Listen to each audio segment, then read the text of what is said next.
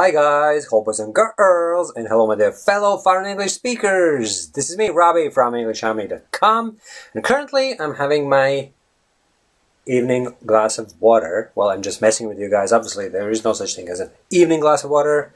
I would be sipping water pretty much the whole time to keep myself well hydrated, because that's one of the prerequisites of healthy body, right? And as a consequence of a healthy mind. Mind that can fire on all cylinders, and mind that can work in conjunction with your mouth to produce fluent English. And believe me, you need a healthy body for that. If you are constantly tired and drained, and you feel fatigued, and you're not energetic like at all, and you're not alert, then believe me, your English fluency is going to suffer, you know? So it's all related, because at the end of the day, your ability to speak is a manifestation of your ability to perform in terms of physical performance, you know? Because this is your mouth, this is your muscle, essentially, you know? So you speak, you move your mouth, and you are performing just like the way you would when you would be running or engaging in any other physical exercise. That's what I strongly believe in. That's what I've been preaching for all these years, and that's how I live myself, right? And it works, believe me. Been there, done that, and a lot of my customers are following in my footsteps, and it works for them. So there's no reason why it wouldn't work for you. But anyhow, that was kind of a lengthy introduction to this video, in which I wanted to respond to a comment that I received 21 hours ago at this stage. And let me just read it out for you first. So, hi Robby, it's a Russian guy, Vitaly. I can recognize his Russian name, and as it happens, Russian is my second language, for those of you who didn't know that, right? Latvian is my native language, Russian is my second language, and English is my third language. However, over the course of the next 15 years, pretty much, I haven't been using Russian, you know, so my English is way better than Russian at this stage, right? But I would just have to go back to it.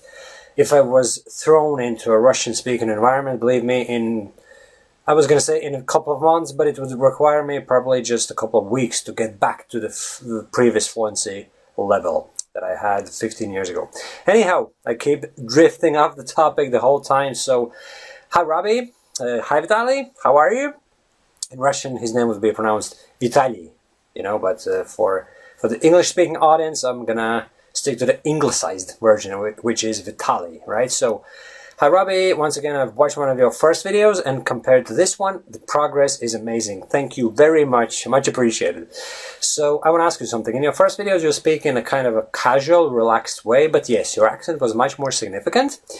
Though it didn't affect the clarity of your speech. Now you have moderated your speech, and some people may take you for a native speaker.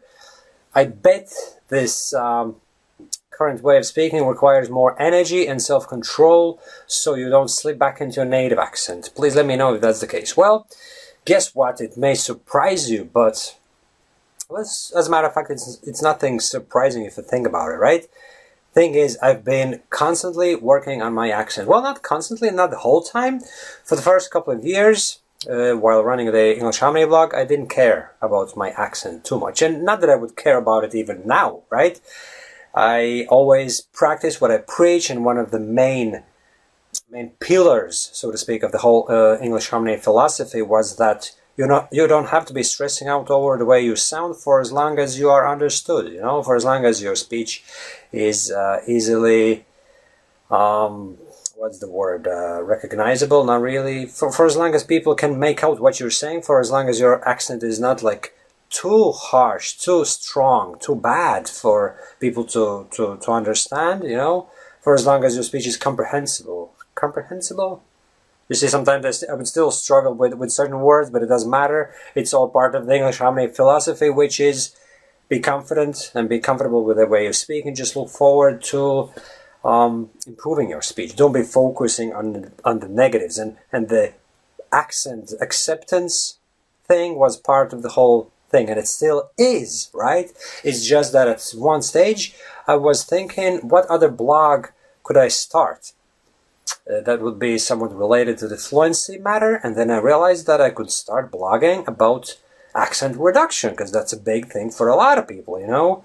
some guys like me, or you for that matter, might be okay with our native accents, but then there's a whole bunch of foreigners who are really unhappy about it, and no amount of convincing would sway them the opposite direction of in terms of accepting their accent and be happy about it. You know, they would never be happy about it. So I started experimenting with my own accent, my pronunciation and everything, and then I realized that it's not that easy, you know. Prior to that, I didn't kind of care about it at all. I didn't give it much thought. But then I realized that for as long as you put a lot of effort into practicing your speech, for as long as you kind of recognize the key sounds, you know, and practice your speech accordingly, you can change your accent, change your pronunciation within a relatively short space of time, you know. And then I experimented with my American pronunciation. I did a British accent mission, you know, and then I realized that it's actually quite easy to change the way you speak, you know.